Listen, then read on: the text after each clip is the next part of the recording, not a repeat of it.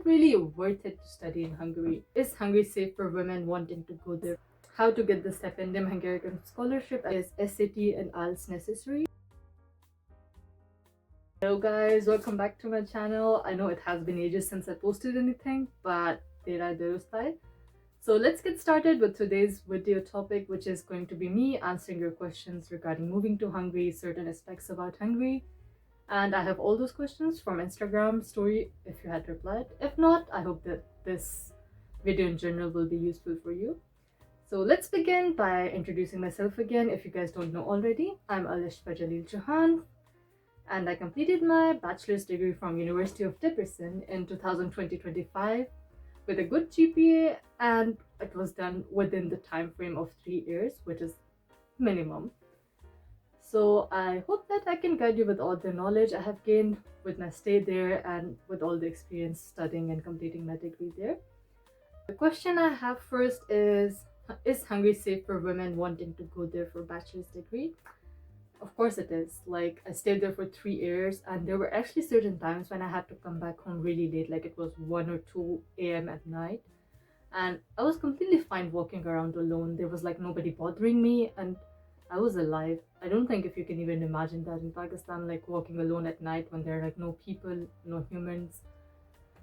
And apart from that as well, like you're super safe, and even if you run into some problems, let's say harassment or something, which is super rare here, at least in my experience, and even most of my friends, they did not experience anything like this, you really have the option to just call the police. Okay, is Hungary good for bachelors in biotech? Generally the studies in Hungary are very good. Like, I like their teaching methodology, like they're practical based. They make you study by learning, not just like reading through the books. I'm not sure exactly for the biotech. Maybe if somebody is studying, they can reply in the comments. The next one is how to get the Stipendium Hungaricum scholarship as a Pakistani. Well, apply first of all. Second of all, make yourself like stand out. Third, maybe have good grades and good score in the USAT.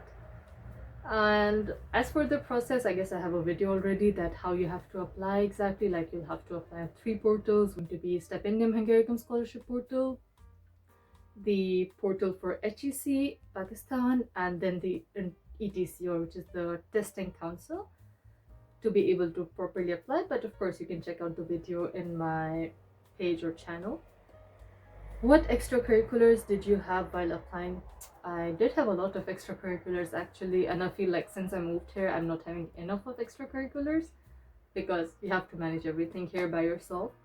But back then I do remember I was like into sports. I was doing like attending many workshops online, even in person too.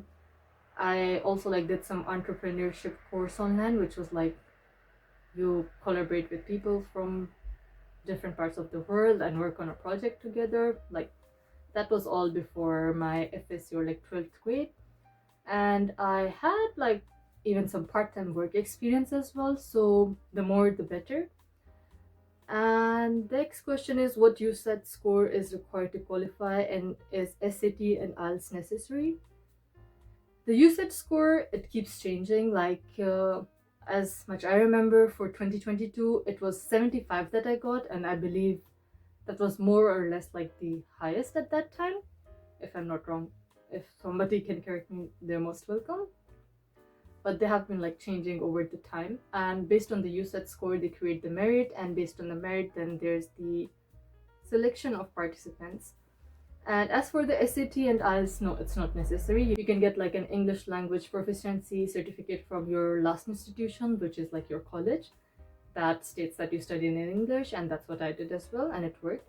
SAT, it's not specifically required for the scholarship. Maybe if you're applying to a specific program, that might require it.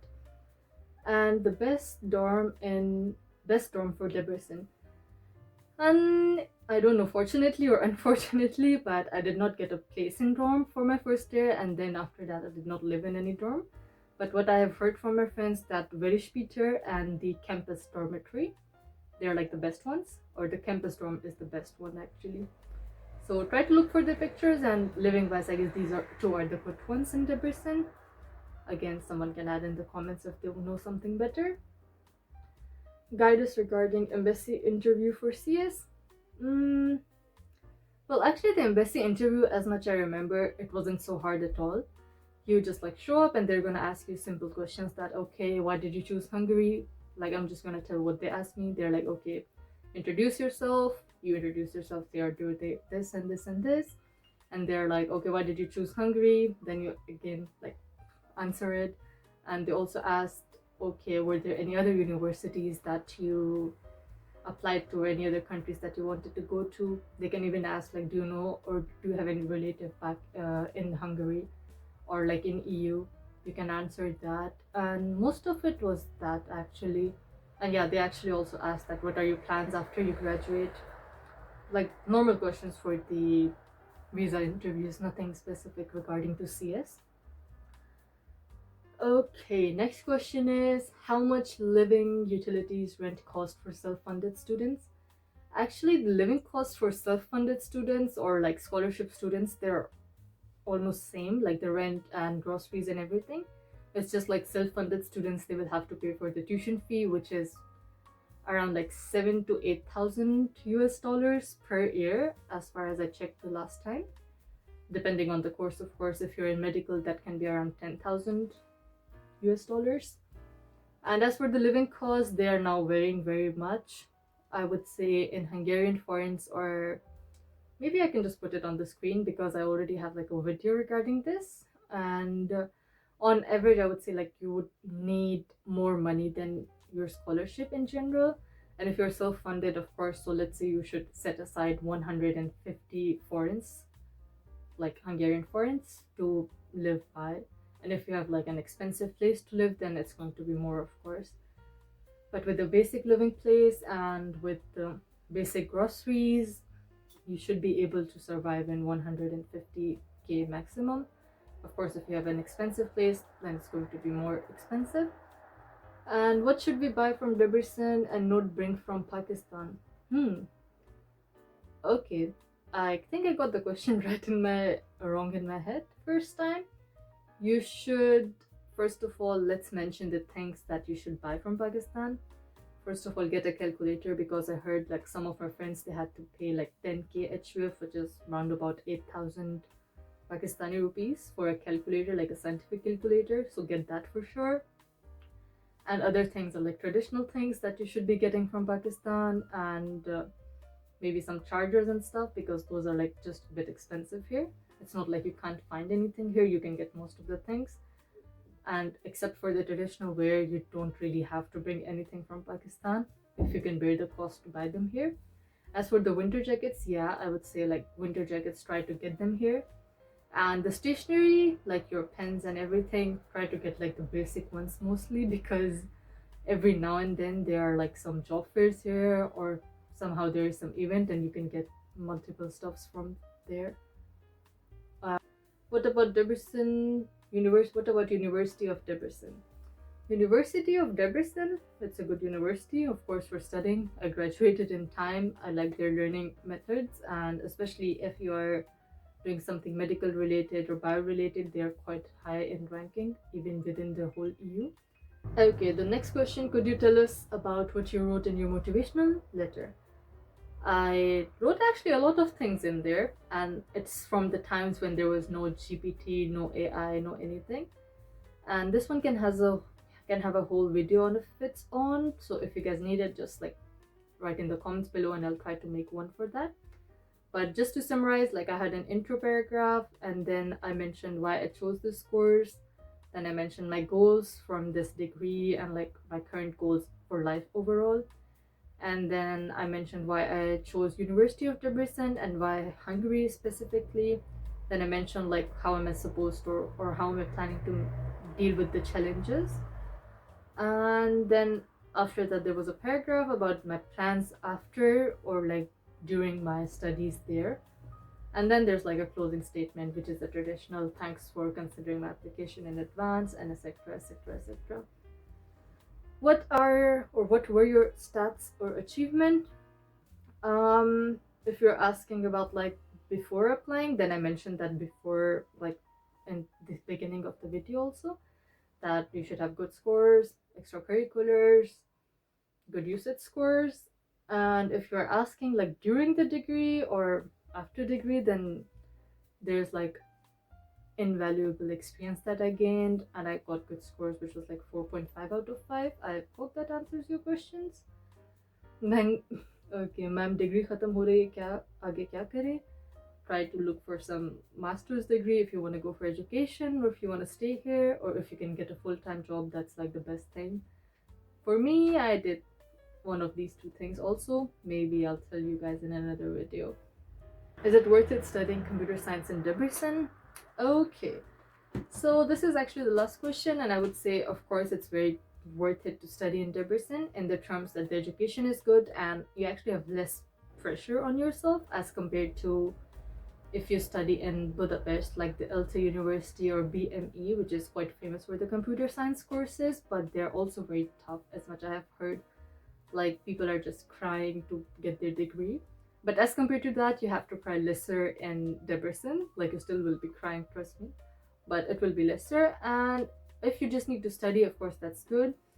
But my personal opinion is that if you're like studying in Budapest, or you might have like more access to opportunities. But again, if you're able to manage, because I know many students from my university or my classmates also who were studying in Debrecen, but they like kind of found a job or part-time job in Budapest regarding their field or related to their field, and they would like come and go. Or some people even just like move to Budapest and they would just like come for the classes. But overall, even in Debrecen, there are like certain companies that you can work for to gain experience. But in Budapest, of course, there are like quite more opportunities there. So it's like your choice. What do you want more, like more stress or more opportunities? Up to you. I studied in Debrecen and I got like a part-time job also. So for me, it was fine enough, good enough. If I could, maybe I could have like gone to Budapest or maybe a bigger city for my next step so that I can have like my field experience. Okay guys, so the questions have been finished actually. Now what I'm gonna say, it's just like my personal information that is it really worth it to study in Hungary? So the simple answer is yes, it is. Because they have good education, they make you study, it's practical based, like it's mandatory attendance for many courses as well. So you're actually studying if you're there for studying.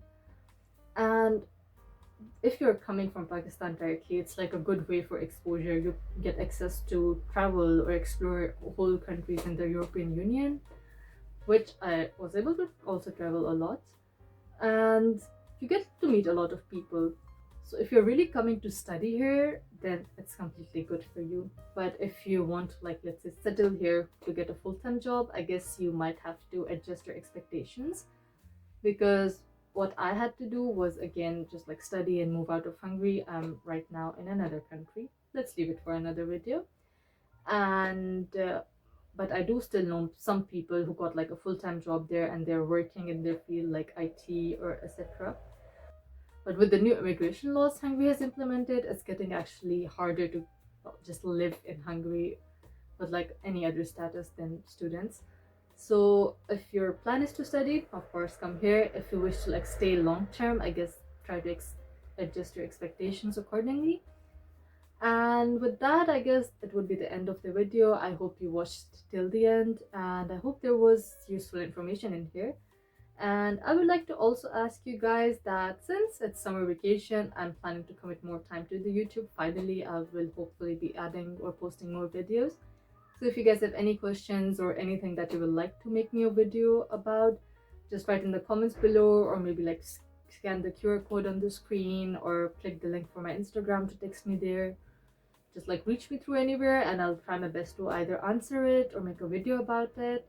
And that's actually it, guys. If you haven't already subscribed, just hit the subscribe button and share with your friends who you think this might be helpful for.